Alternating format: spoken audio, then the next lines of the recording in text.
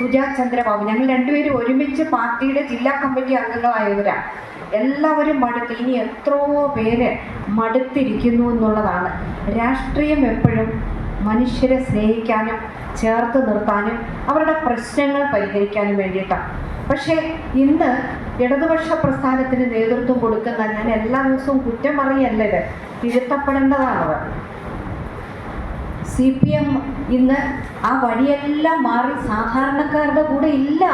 അതിലെ ഒരു വിഭാഗമാണ് അതിൻ്റെ നേതൃത്വം വഹിച്ചുകൊണ്ട് പോകുന്നത്.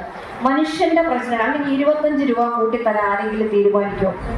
തിരിച്ചപ്പുറത്തായിരുന്നു ഇരുന്നെങ്കിൽ എന്തായിരുന്നേനെ ഇവിടെ വിപ്ലവം ഉണ്ടാക്കിയല്ലേ.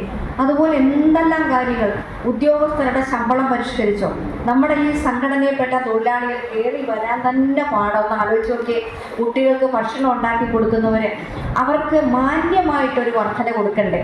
നിരവധി ചർച്ചകൾ നടത്തിയിരുന്നു എന്ന് എനിക്ക് മനസ്സിലായിട്ടുണ്ട്. പല ഡേറ്റുകളിലായിട്ട് പ്രിയപ്പെട്ട അധ്യക്ഷൻ്റെ ഒക്കെ നേതൃത്വത്തിൽ, സംഘടനയുടെ നേതൃത്വത്തിൽ ആ വാക്കുകളൊന്നും പാലിക്കാതെ, ഒരു ഇൻഷുറൻസ് പരിരക്ഷയില്ലാതെ, മാന്യമായ ഒരു ഹൈക്ക് ഈ ശമ്പളത്തിൽ വരുത്താതെ, ആനുകൂല്യങ്ങൾ വരുത്താതെ, തൊഴിലാളി പക്ഷമാണെന്നല്ലേ പറയുന്നത് എപ്പോഴും ഇടതുപക്ഷം. അവർ തൊഴിലാളി പക്ഷത്തല്ലാന്ന് ഞങ്ങൾക്കൊക്കെ ബോധ്യമായതുകൊണ്ടാണ് ഞങ്ങളിപ്പോൾ തൊഴിലാളി പക്ഷത്ത് കോൺഗ്രസ്, ദേശീയ പ്രസ്ഥാനമായിട്ടുള്ള കോൺഗ്രസ് തന്നെയാണ് കൂടുതൽ സ്നേഹത്തോടെ മനുഷ്യരോട് ഒന്നുമല്ലേ നന്നായി പെരുമാറുന്നുണ്ട്, പറ്റാവുന്ന കാര്യങ്ങൾ ചെയ്തു കൊടുക്കുന്നുണ്ട്. ഞാൻ LDF സർക്കാരിൻ്റെ കാലത്തും UDF സർക്കാരിൻ്റെ കാലത്തും ഇരിക്കാൻ സഹായിച്ചിട്ടുള്ള, ജനങ്ങൾ ജയിപ്പിച്ചു വിട്ടപ്പോൾ ഇരിക്കാൻ പറ്റിയിട്ടുള്ള ഒരാളാണ്.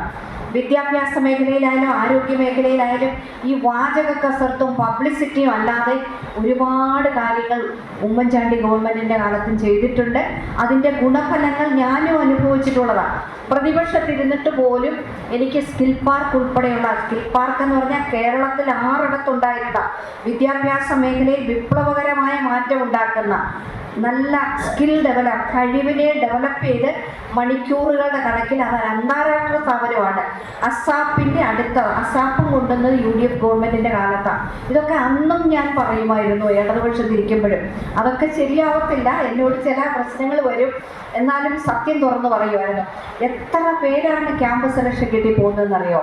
അതുപോലെ കരിയർ ഡെവലപ്മെൻറ്റ് സെൻ്റർ എല്ലാം കൊണ്ടുവരാനായിട്ട് അന്നത്തെ കാലത്ത് കിട്ടിയതാണ്. നമുക്ക് പല കാര്യങ്ങളും ആ കാലത്ത് ചെയ്തിട്ടുണ്ട്. പക്ഷേ ചെയ്യുന്ന കാര്യങ്ങളെ തമസ്കരിക്കാനും ജനങ്ങളുടെ തതെറ്റായി എല്ലാ കാര്യങ്ങളെയും പ്രചരിപ്പിക്കാൻ നല്ല കഴിവുണ്ട് ഇടതുപക്ഷത്തിന്. അതിന് നേതൃത്വം കൊടുക്കുന്ന LDFിനെന്നുള്ളത് CPMനെന്നുള്ളത് പറയാതിരിക്കാൻ നിവൃത്തിയില്ല. അതിൻ്റെ ചില ഉദാഹരണങ്ങൾ ഞാൻ പറയാം. വിഴിഞ്ഞം പദ്ധതി കേരളത്തിൽ കൊണ്ടുവന്നത് ഏത് കാലത്താണ്? അത് മുഴുവൻ അഴിമതിയാണെന്ന് പറഞ്ഞ് ഇന്ന് പണിഞ്ഞിട്ടുള്ളവർ തന്നെ, ഇന്നത്തെ അദാനി ഗ്രൂപ്പിന് തന്നെയാണ് അത് ടെൻഡർ ചെയ്ത് കൊടുത്തത്. മുഴുവൻ അഴിമതിയാണെന്ന് പറഞ്ഞ് കേരളം മുഴുവൻ സമരമായിരുന്നു. അത് കഴിഞ്ഞ് ഗവൺമെൻറ് മാറി, കഴിഞ്ഞ ഗവൺമെൻറ് വന്നു കഴിഞ്ഞപ്പോൾ ആ ഗവൺമെൻറ്റിൻ്റെ കാലത്ത് അത് പൂർത്തീകരിച്ചപ്പോൾ അത് സ്വന്തമായി. ഇപ്പോൾ അവർ പറഞ്ഞില്ലേ സ്വന്തം പാർട്ട്ണറാണ് മന്ത്രി, തുറമുഖ മന്ത്രിയായിട്ടുള്ള VN വാസവൻ, അദ്ദേഹത്തിൻ്റെ പ്രസംഗം നിങ്ങൾ കേട്ടിട്ടില്ലേ? അപ്പം ഒരാൾ ചെയ്യുന്നത് നല്ലതാണെങ്കിലും അത് പ്രതിപക്ഷത്താണ് ഇരിക്കുന്നെങ്കിൽ, അല്ലെങ്കിൽ ഭരണപക്ഷത്തിരിക്കുമ്പോൾ അപ്പുറത്തിരിക്കുന്നവർ ചെയ്യുന്നതിനെ തെറ്റായി വ്യാഖ്യാനിക്കുന്നത് തുറന്നു കാണിക്കാൻ നിങ്ങൾ ഉണ്ടാവണം. ജനങ്ങളെ ആകെ കൂട്ടിയോജിപ്പിച്ചുകൊണ്ടുണ്ടാകണം. ഇത് ബോധ്യപ്പെടുത്താൻ കഴിയണം. സ്ത്രീകളെ ആകെ സംരക്ഷിക്കുമെന്ന് പറഞ്ഞിട്ട് അധികാരത്തിൽ വന്ന ഗവൺമെൻറ് ഇവിടെ ഉണ്ട്. എത്ര സ്ത്രീ പീഡന കേസാണ് CPMനെതിരെ വന്നിട്ടുള്ളത്? അതൊക്കെ അങ്ങ് ന്യായീകരിച്ചുകൊണ്ട് പോകും. കാഠിന്യം കുറവാണെന്ന് പറഞ്ഞു. എന്താണ് ഈ പറയുന്നതെന്ന്? മനുഷ്യർ വെളിവുള്ളവരാണെന്ന് വിചാരിക്കണ്ടേ? ഞാനിപ്പോൾ ഇത് പകൽ സമയത്ത് രാത്രിയാണെന്ന് പറഞ്ഞ് സമർപ്പിക്കാൻ തുടങ്ങുന്ന പോലെയല്ലേ ഈ പറയുന്നത്? നിങ്ങൾ ഇതൊക്കെ ഒന്ന് ജനങ്ങളുടെ ഇടയിലേക്ക് പ്രചരിപ്പിക്കാനായിട്ട്, സത്യങ്ങൾ തുറന്നു കാണിക്കാനായിട്ട് മുന്നോട്ട് വരണം. കാരണം ഒരു രാഷ്ട്രീയ നല്ല രീതിയിൽ ഇടപെടേണ്ട ഒരു സമയമായതുകൊണ്ടാണ്. വരാൻ പോകുന്ന തെരഞ്ഞെടുപ്പിൻ്റെ കാര്യമൊക്കെ പ്രിയപ്പെട്ട ബിന്ദു കൃഷ്ണ ഇവിടെ പറഞ്ഞു. ഇങ്ങനെ ചെയ്യുന്ന കപടതകളെ തുറന്ന് കാണിച്ചുകൊണ്ട് പോകണം. ഇന്നലെ തന്നെ ഒരു ഫോട്ടോ എടുക്കാൻ പോകുന്നത്, എനിക്ക് എത്ര എടുക്കുന്നുണ്ട്. ഞാനിതൊക്കെ അങ്ങനെ തുറന്നു പറഞ്ഞ് കുറ്റപ്പെടുത്താൻ മാത്രമായിട്ട് നിൽക്കുന്നില്ല.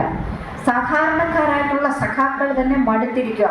കൊട്ടാരക്കരക്കാരിവിടെ ഉണ്ടല്ലോ, എത്രയോ പേര് ഇടതുപക്ഷത്തിൽ CPMൽ ഇരിക്കുന്നവരൊക്കെ മടുത്തിട്ട് കോൺഗ്രസിലേക്കും മറ്റു പല പാർട്ടിയിലേക്കും മാറിപ്പോകുന്നുണ്ട്. അതാണ് ഞാൻ കുറേ പേരുടെ പേര് പറഞ്ഞത്.